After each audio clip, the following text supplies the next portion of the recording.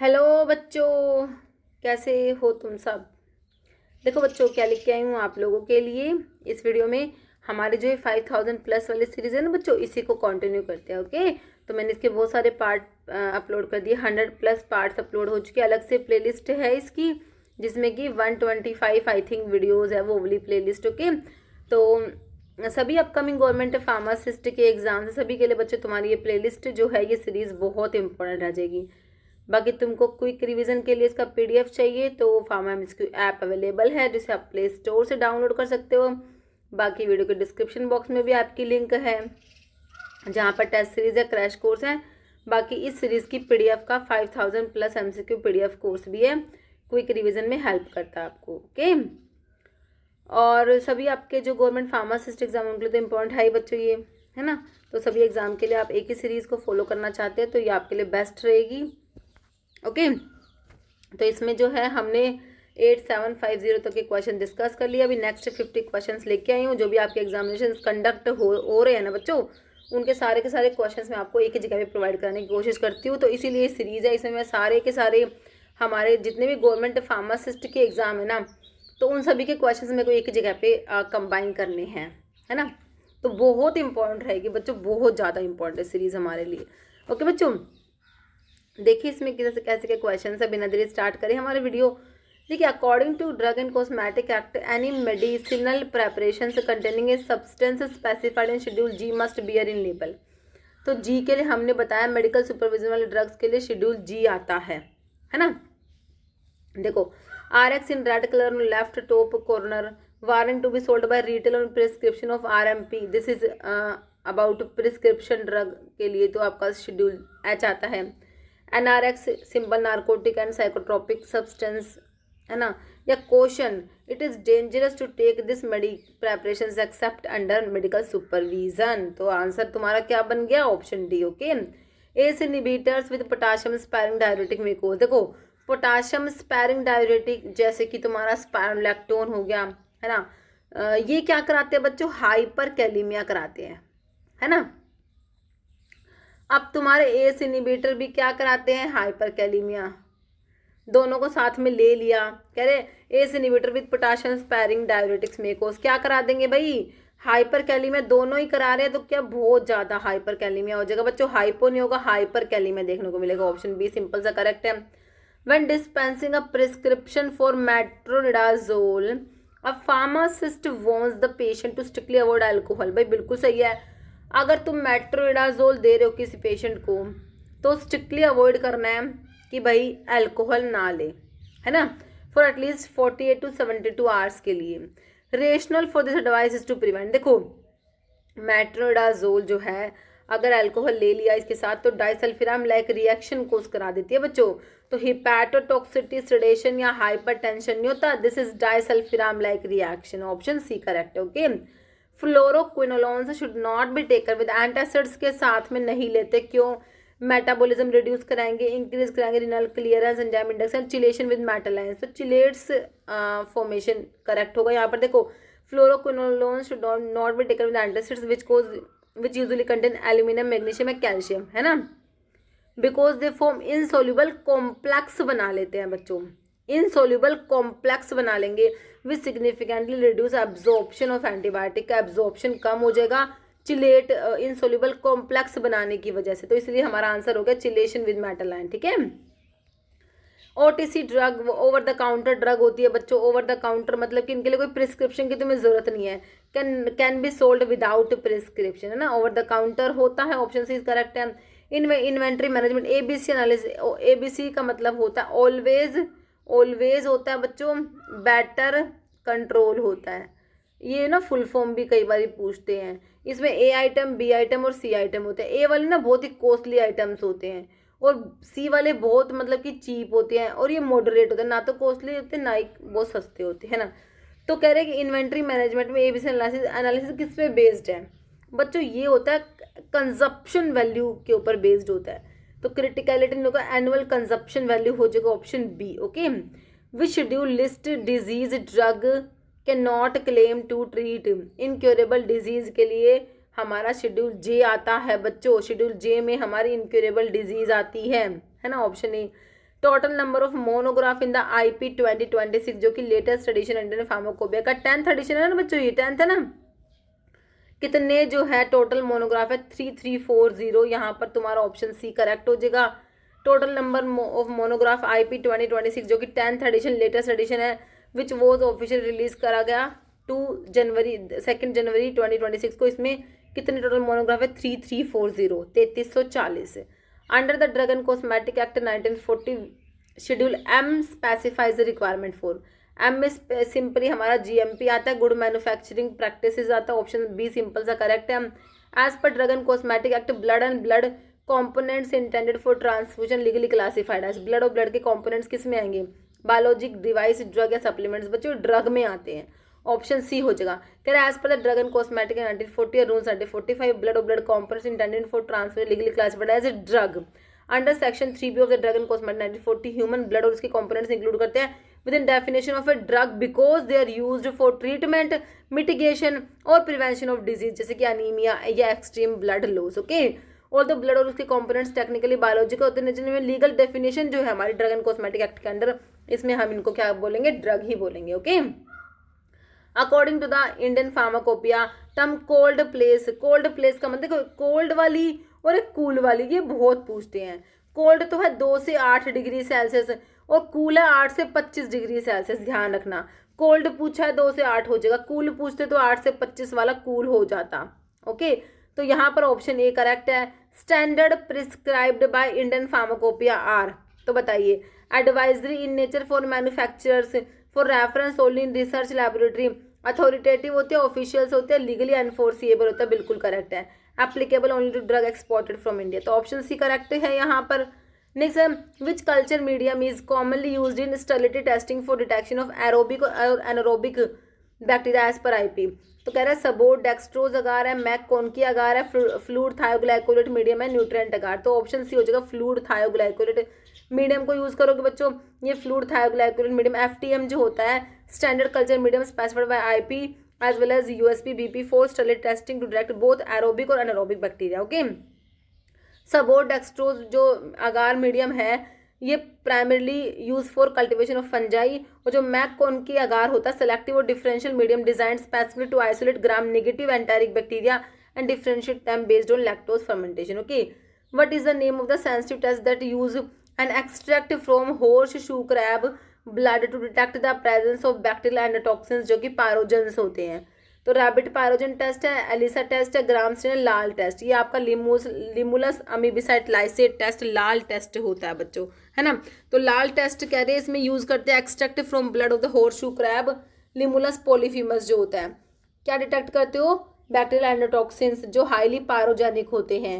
ये standard highly sensitive method होता है use to ensure that pharmaceutical products और medical devices free from contaminations. Okay, कह रहा primary chemical component of a pyrogen that give it fever producing substance, pyrogen से fever produce कराते हैं, किस वजह से, पायरोजन का कौन सा कॉम्पोनेंट है, पायरोजन प्राइमरी केमिकल कॉम्पोनेंट बताना है। प्रोटीन है, कोलेस्ट्रॉल, लिपोपॉलीसेकेराइड, न्यूक्लिक, पायरोजन्स क्या भाई हमारा लिपोपॉलीसेकेराइड्स होते हैं, ऑप्शन सी हो जाएगा।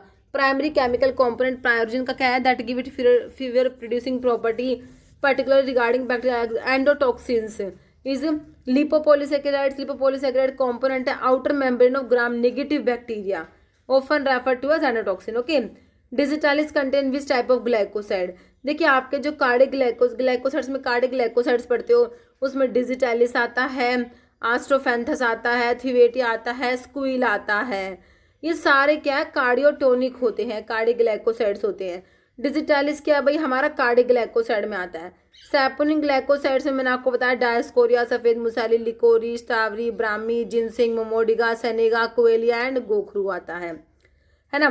बाकी एंथ्राक्विनो ग्लाइकोसाइड्स होते हैं जैसे आपके सेना, अलोर, ये सब है ना, फ्लेवोनोइड्स होते हैं। तो यहाँ पर ऑप्शन ए करेक्ट है, कार्डिक ग्लाइकोसाइड। एमाइगडालिन किसका एग्जाम्पल है, देखो जब तुम साइनोजेनेटिक ग्लाइकोसाइड पढ़ते हो उसमें एक तो आपका बिटर आलमंड आता है और एक वाइल्ड चेरी आता है ना, ये साइनोजेनेटिक ग्लाइकोसाइड होते हैं। तो बिटर आलमंड है, वाइल्ड चेरी, तो बिटर आलमंड में अमाइगडालिन होता है, वाइल्ड चेरी में प्रोमनासिन होता है। तो अमाइगडालिन किसका एग्जाम्पल है बच्चों, हमारा ये साइनोजेनेटिक ग्लाइकोसाइड में आता है, सैपोनिक ग्लाइकोसाइड में नहीं आता, कार्डिक और फ्लेवोनोइड्स में नहीं होगा। ऑप्शन बी करेक्ट है। Flavonoids are known for their, flavonoids जो होते हैं बच्चों ये लैक्सेटिव इफेक्ट दिखाते हैं, एनाल्जेसिक, एंटीऑक्सीडेंट, सेडेटिव, ये आपके एंटीऑक्सीडेंट प्रॉपर्टी रखते हैं बच्चों। ऑप्शन सी करेक्ट है। Tannins are classified into, tannins बच्चों हमारे हाइड्रोलाइजेबल टैनिन्स होते हैं और कंडेंस्ड टैनिन्स होते हैं। Cardiac and steroidal, flavonoids and alkaloids, saponin, glycosides नहीं होते। ऑप्शन ए सिंपली तुम्हारा करेक्ट हो गया। Which section specifies the power of drug inspector under drug and cosmetic 1940। तो ड्रग इंस्पेक्टर की पावर की बात हो रही है बच्चों। पावर के लिए कौन सा सेक्शन तुम लोगों ने पढ़ा हुआ है? ड्रग इंस्पेक्टर की पावर की बात हो रही है ना, तो पावर के लिए हमने क्या पढ़ा हुआ है? कह रहे सेक्शन कौन सा है? देखो ड्रग इंस्पेक्टर के अपॉइंटमेंट के लिए सेक्शन 21 होता है और पावर की बात करते सेक्शन 22 होता है, जो कि तुम्हें ऑप्शन 3 में दिया है। Section 22 specifies the power of drug inspector. What type of receptors are ER alpha and ER beta? कौन से टाइप के रिसेप्टर है? Intracellular, cell surface, enzyme linked, ion channels. तो भाई हमारे ये इंटरा सेलुलर रिसेप्टर्स होते हैं, है ना।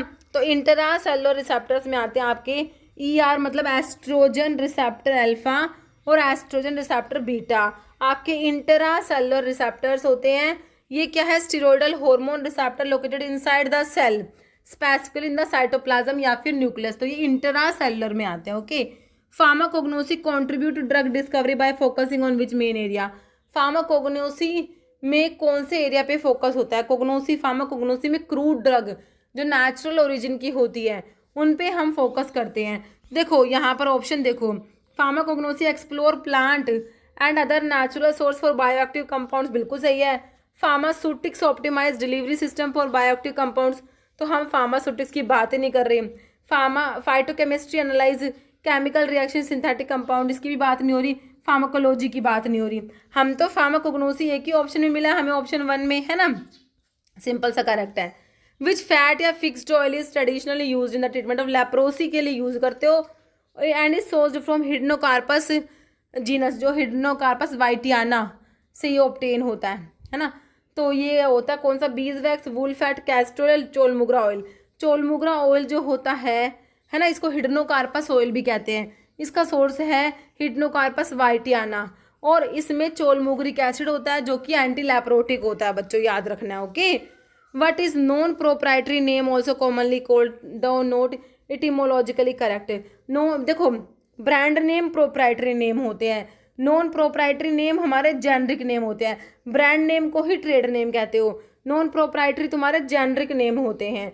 और ठीक है, ब्रांड नेम ट्रेड नेम एक ही बात है, नॉन प्रोप्राइटरी आपके जेनरिक नेम होते हैं। ऑप्शन 1 हो जाएगा। Medullary haemopoiesis the process that create blood cells mainly occur in which tissue during adulthood. देखो फीटस की बात करोगे, फीटल डेवलपमेंट के दौरान तुम्हारे जो ब्लड की सेल्स बनती है वो स्प्लीन में बनती है, लेकिन अडल्टहुड की बात करोगे तो हमारा बोन मैरो जो होता है वहाँ पर हमारा हीमोपोइसिस देखने को मिलता है। हीमोपोइसिस मतलब कि हमारे ब्लड सेल्स का बनना, RBC, WBC, प्लेटलेट्स का बनना, है ना, फॉर्मेशन होना। तो answer is option 1 bone marrow. क्या spleen major site of haematopoiesis during fetal development. Okay. Adults में medullary haemopoiesis standard process blood cell production occur primarily within red bone marrow. Okay. A rapidly growing bone का tumour है बच्चों, bone का, that continue to grow after the stimulus has ceased is best describe by the term. Carcinoma है, adenoma है, osteoma या osteosarcoma. This is known as osteosarcoma. Option 4 osteosarcoma क्या कह रहे हैं बच्चों? मैलिग्नेंट ट्यूमर होता है बोन का that grow rapidly and destroy normal bone tissue. Osteoma benign slow growing bone का ट्यूमर है। Adenoma benign tumour glandular tissue का है। Carcinoma cancer arising from epithelial cells. कह रहे what does buffer capacity refers to in the context of buffer solution. Buffer capacity क्या होता है? Ability of a buffer to resist the change in pH, है ना। Speed at which buffer solution reach equilibrium. Ability of buffer to resist change in pH upon addition of acid और base, बिल्कुल सही है भाई। ऑप्शन 2 में देखो बिल्कुल करेक्ट डेफिनेशन तुम्हें दे रखी है बफर कैपेसिटी की। टाइप ऑफ एसिड या base use to prepare with buffer या टोटल वॉल्यूम नहीं होगा। ऑप्शन 2 करेक्ट है। ओके। फिर कह रहे हैं which scenario best illustrate the effect of altered apoptosis in cancer pathophysiology. बताइए, एपोप्टोसिस मतलब कि प्रोग्राम्ड तरीके से सेल का जो डेथ होता है एपोप्टोसिस, तो अगर इसमें कोई ऑल्टर हो गया उसका क्या फर्क पड़ेगा कैंसर पैथोफिजियोलॉजी पे। क्या डिफेक्टिव एपोप्टोसिस अगर हो गया तो allowing survival of abnormal cells survive करेंगे लीडिंग टू ट्यूमर ग्रोथ। बिल्कुल करेक्ट बात लिखी हुई है बच्चों फर्स्ट वाली। एपोप्टोसिस इंक्रीज करेगा immune response against normal cells नहीं होता। Apoptosis remove healthy cells causing tissue loss या apoptosis promote normal tissue regeneration नहीं होता। ऑप्शन 1 तुम्हारा करेक्ट है। नॉर्मल जो एपोप्टोसिस होता है act as defence mechanism that remove cell with damaged DNA, oncogenic mutations या excessive metabolic stress. When this process defective होती है एबनॉर्मल सेल्स एलिमिनेट नहीं होते, है ना। दीज सेल्स, ये जो एबनॉर्मल सेल्स है ये सर्वाइव करेंगे, continue to survive, rapidly divide करेंगे एंड एक्यूमुलेट हो जाएंगे further mutations resulting in uncontrolled cell proliferation tumour formation. Okay, how does micelle formation by surfactant help in drug formulation. बताइए कैसे जो माइसील फॉर्मेशन होता है सर्फेक्टेंट के दौरान वो ड्रग के फॉर्मुलेशन में कैसे हेल्प करता है। कह रहे इंक्रीज करेगा विस्कोसिटी ऑफ सोल्यूशन नहीं होता भाई ऐसा। Enable solution water insoluble compound सही है। रिड्यूस पीएच नहीं करेगा, एनहांस फ्लेवर। देखो ऑप्शन ही कैसे कैसे से है। Enable solubilization of water insoluble compounds correct हो जाएगा ऑप्शन 2। कह रहे जो माइसील फॉर्मेशन ऑफ सर्फेक्टेंट के through is primarily used in drug formulations to enable the solubilization of water insoluble compounds, है ना। By forming micelle self-assembled structure with a hydrophobic core and a hydrophilic shell, surfactant allow poorly soluble drug to be encapsulated within the hydrophobic core, significantly increase their apparent solubility and bioavailability in aqueous solutions. Okay, which group of bacteria possess a thick peptidoglycan का cell wall होता है and lack outer membrane, है ना। बताओ कौन से bacteria हैं जिनमें थिक लेयर ऑफ पेप्टिडोग्लाइकन होता है। Acid fast gram negative spiral gram positive, तो ग्राम पॉजिटिव बैक्टीरिया में thick layer of peptidoglycan present होता है बच्चों। ऑप्शन 4 करेक्ट है। If neurons in the brain are damaged, neurons damage हो गए क्यों, due to lack of oxygen की कमी की वजह से हमारे न्यूरॉन्स डैमेज हो गए हैं। विच process is most likely occurring, demyelination, gliosis, apoptosis, neuronal necrosis. तो ये क्या है बच्चों, न्यूरॉन्स डैमेज हुए ऑक्सीजन की कमी से, this is neuronal necrosis option 4। Based on mechanism acute brain injury caused by lack of oxygen, hypoxia, ischaemia, then most likely process occurring in neuronal necrosis. Okay, which method provide an estimate of both living and dead cells in a sample? viable plate count है, पोर plate method है, spectrophotometric method, direct microscopic count बच्चों होगा। Both viable और dead cells को आपने जो है estimate करना है, ऑप्शन 4 हो जाएगा। कर डायरेक्ट माइक्रोस्कोपिक मेथड होता है, count is a method use to determine total cell count of a bacterial population in sample because it involve visually counting individual cells under a microscope using a specialised slide. Okay, which of the following drug is included in schedule H and thus subject to restrict vending, है ना। आइप्रोफन syrup है, insulin का injection, लोटेडिन syrup, tablet या multivitamin syrup. तो इन चारों में से हमारा इंसुलिन इंजेक्शन हो जाएगा, ऑप्शन 2 करेक्ट। नेक्स्ट है which cycloalkane is predicted by Baeyer strain theory to have highest angle strain है बच्चों, साइक्लोपेंटेन, हेक्सेन, प्रोपेन या ब्यूटेन। तो प्रोपेन वाले का होता है बच्चों, ऑप्शन 3 करेक्ट हो जाएगा। कह रहे बेयर स्ट्रेन थ्योरी क्या कहती है, stability of a cycloalkane depend on how much its bond angle deviate होता है from the ideal tetrahedral angle से, कितना डेविएट है। सबसे ज़्यादा डेविएशन हमारा साइक्लोप्रोपेन में देखने को मिलता है बच्चों, है ना, इसलिए इसी का हाईएस्ट एंगल स्ट्रेन है। ओके, साइक्लोप्रोपेन में carbon from equilateral triangle with internal angle of 60 degree, this represent massive deviation of 49.5 degree from the ideal 109.5 degree. Extreme compression leads to severe angle strain making cyclopropane most unstable and reactive. Okay, example of a substance use for adjusting the isotonicity with sterile dose form. बताओ क्या use करोगे isotonicity को adjust करने के लिए, आपने क्या क्या पढ़ा है बताओ। Thiourea, polysorbates, ethylene diamine tetra EDT ये जो होता है या फिर सोडियम क्लोराइड। तो भाई NaCl को यूज करेंगे हम तो, है ना। तो ऑप्शन 4 करेक्ट है, सिंपल सा। Which symptom is most likely to occur if a person consume alcohol after taking disulfiram. Disulfiram बच्चों आपका एल्डिहाइड डिहाइड्रोजिनेज इनहिबिटर होता है ना। तो अल्कोहल ले लिया, डाइसल्फिराम लेने के बाद तो क्या होगा, फ्लशिंग, कफ, जॉइंट पेन या फीवर। तो भाई फ्लशिंग देखने को मिलेगा, ऑप्शन 1 करेक्ट हो जाएगा हमारा। डाइसल्फिराम भाई एल्डिहाइड डिहाइड्रोजिनेज को इनहिबिट करेगा जिससे कि एसिटाल्डिहाइड का एक्यूमुलेशन हो जाएगा।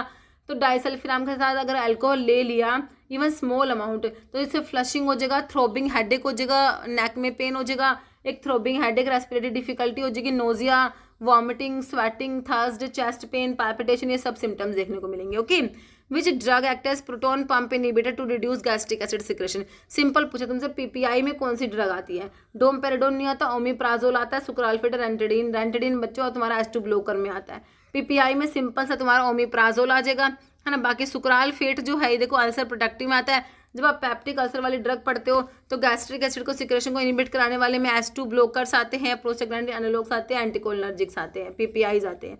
गैस्ट्रिक एसिड न्यूट्रलाइजर में एंटासिड्स आते हैं। अल्सर प्रोटेक्टिव में सुक्राल्फेट, क्लोराइड, बिस्मथ सब्स्टिट्यूट आता है। एंटी हेलिकोबैक्टर पाइलोरी ड्रग्स आती है। ओके, तो यहाँ पर देखो तुम्हारा ये हो गया, ये पैप्टिक अल्सर वाली ड्रग का क्लासिफिकेशन में तुमको करा रखा है। ओके, नेक्स्ट है azole anti fungals are effective against fungal skin infection mainly because the target which component of the cell wall.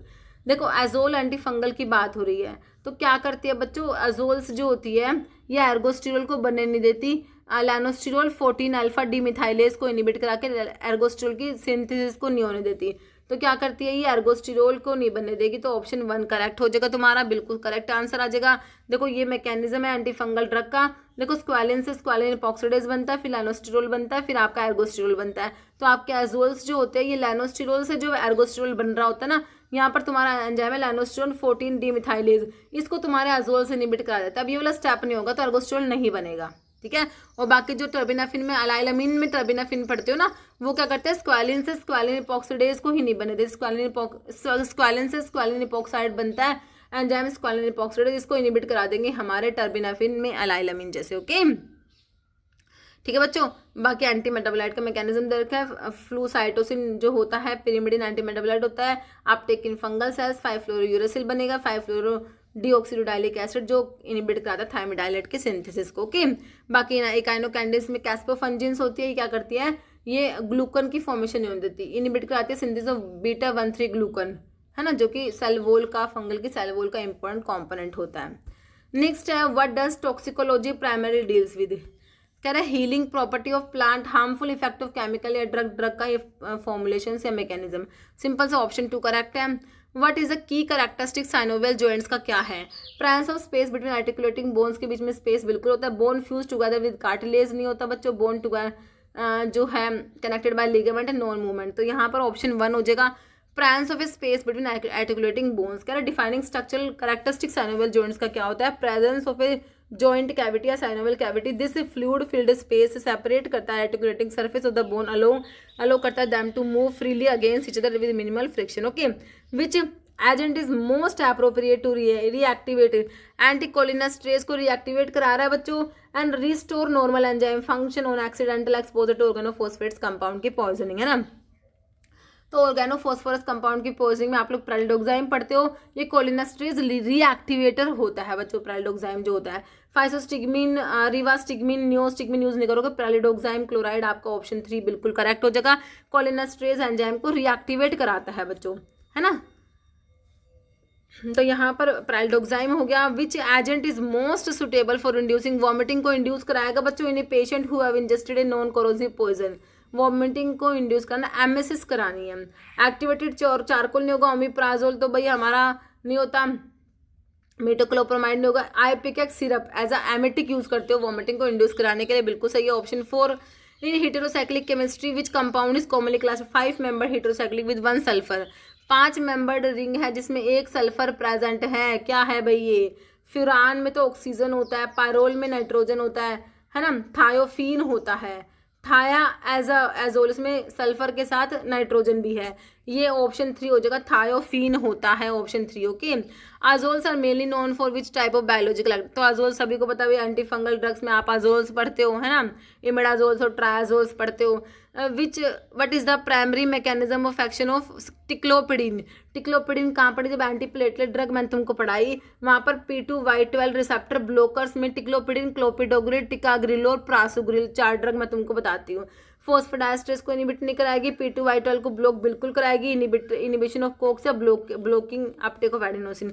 तो ऑप्शन 2 करेक्ट हो गया तुम्हारा, सिंपल सा एंटीप्लेटलेट ड्रग को एंटी थ्रोम्बोटिक ड्रग भी कहते हो। एक तो ड्रग होती है थ्रोम्बोक्सिन के सिंथेसिस को इनहिबिट करा, इसमें तुम्हारी एस्पिरिन आती है। एक है प्लेटलेट साइक्लिक एम्पी एनहांसर्स में डायपिरिडामोल आता है। P2 ब्लॉकर में टिक्लोपिडिन, क्लोपिडोग्रिल, प्रासोग्रिल, टिकाग्रिलोर आता है। जीपी सेकंड में थर्ड एंटागनिस्ट में एप्सिक्सिमेब, टिरोफिबन, एप्टिफिबाटाइड आता है। ओके, कह रहा है if tissue can not regenerate after inflammation, के बाद टिश्यू रीजनरेट नहीं हो सकता, which process is most likely to occur, formation of new injurious agent या फिर रिजनरेशन में एपोप्टोसिस, रिपेयर होगा बाय फिब्रोसिस या स्कार फॉर्मेशन करेक्ट हो जाएगा, बाकी direct elimination of agent option 3 correct हो जाएगा।